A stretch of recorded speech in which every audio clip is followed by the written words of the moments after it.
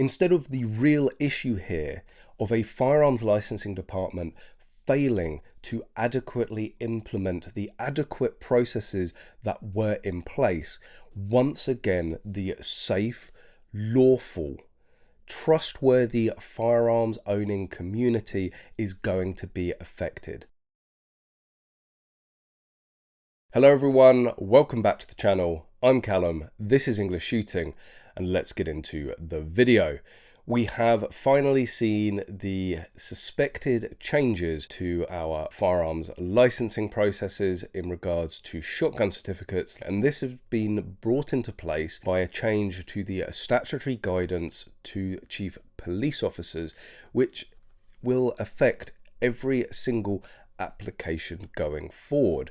The statutory guidance is basically the handbook of how the police and firearms licensing departments assess your suitability when applying for a shotgun certificate or firearm certificate, and also reapplying for a shotgun or firearms certificate. The main change overall is that for a shotgun certificate, you will now require 2 references with your application. You will also have to declare more offences.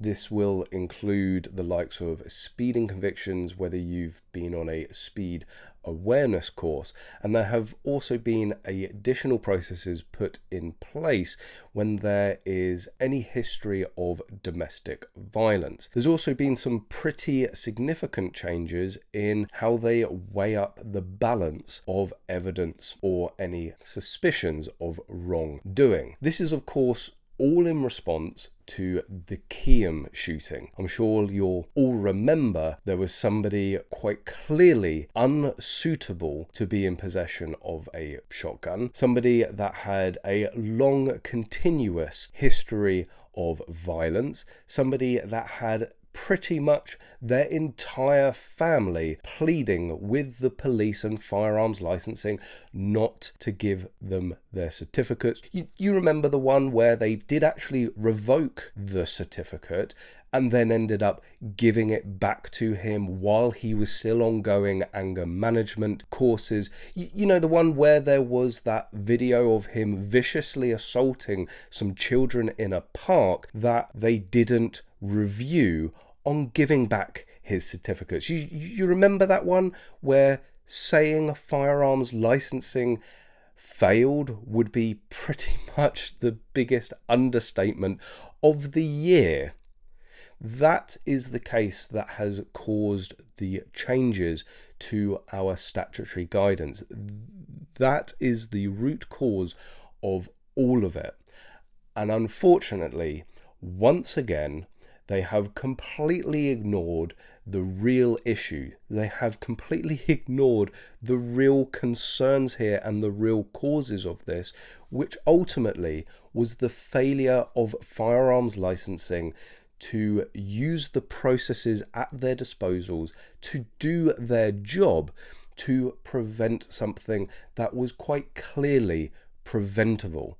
We already have everything and more in place that could have prevented Keyham. You didn't even need guidance.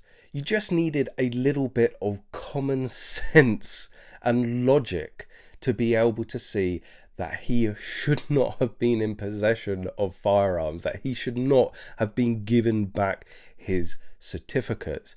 And yet, again, it's going to result in law-abiding, safe, responsible, trustworthy firearms owners having to deal with more bureaucracy, more hoops to jump through, and moreover, it's going to place an even greater burden on our firearms licensing departments with additional checks, with additional processes, with additional admin.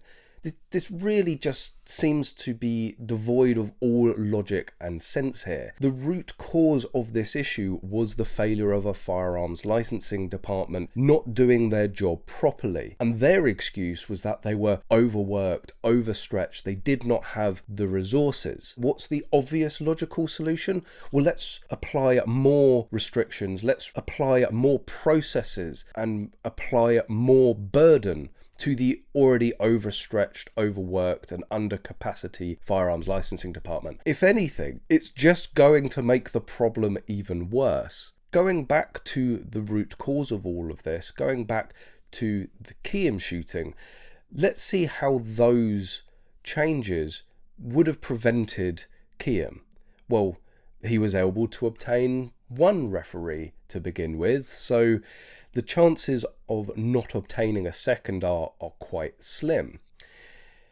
They had video evidence of him viciously assaulting children in a park.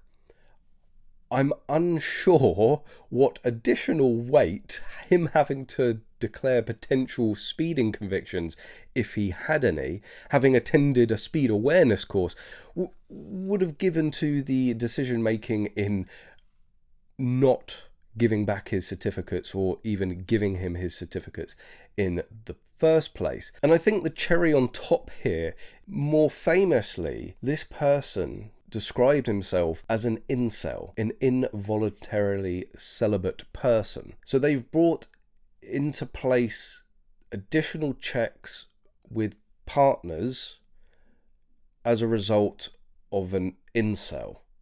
Now, I don't know what sort of sick, twisted humour the civil servants have, or whether they're just an office full of keyboard dribbling idiots waiting for the short bus to arrive to take them home every day.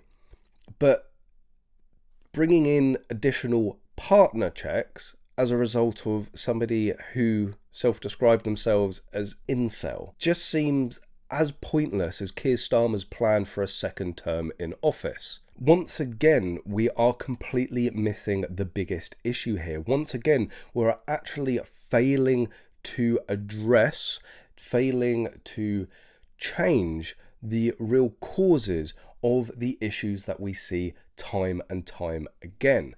You can have all of the rules, all of the statutory guidance, all of the law and processes in place in the world. We could have 10 references required. We could be required to interview every single partner that somebody has ever had and declare whether you've even just farted in the wrong direction, never mind getting a speeding ticket.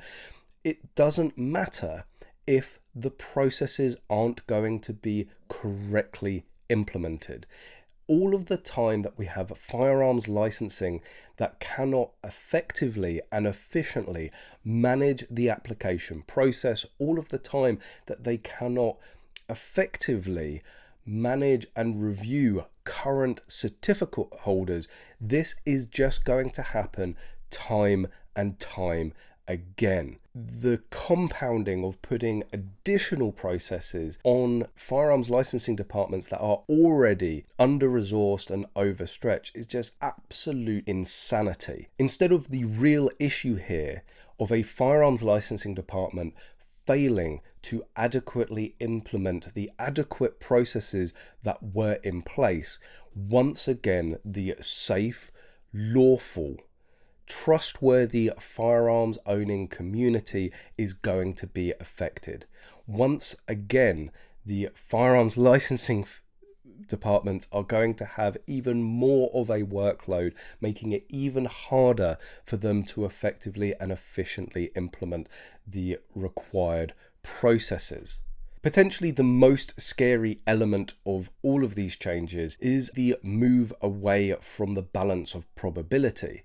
We already have an uphill battle when applying for a certificate here in the UK and maintaining it, because the same burden of proof that is required in a criminal case is not required with a firearm certificate or shotgun certificate.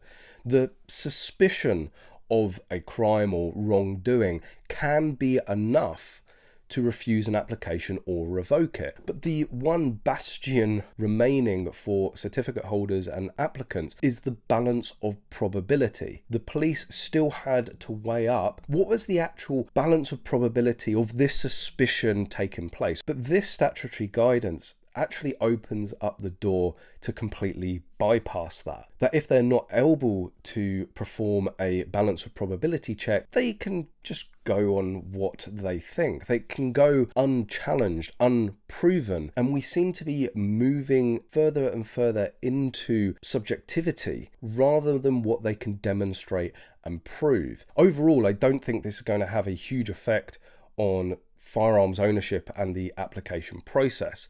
In comparison to the myriad of other hoops and processes we need to go through, it's quite minor. But you have to ask yourself, as a result of the Keyham shooting, what are we doing? The real issue here was the failure of a firearms licensing department. The processes were already in place, they just failed to do them. And until that is addressed, why are we making changes to the statutory guidance? Why are we making changes to law other than focusing on making sure that firearms licensing departments do their jobs? We're just going to see this time and time again, as we have already seen. Once we've solved that, then we can divert attention to other issues, to making other tiny tweaks in statutory guidance. But until the real issue is solved, what is the point? So there we go. Let me know what you think in the comments section below. I hope in some way you've enjoyed this video, or at least found it useful and informative. If you have, please hit that like button and make sure you're subscribed for future videos. And of course, as always guys, I hope to see you soon.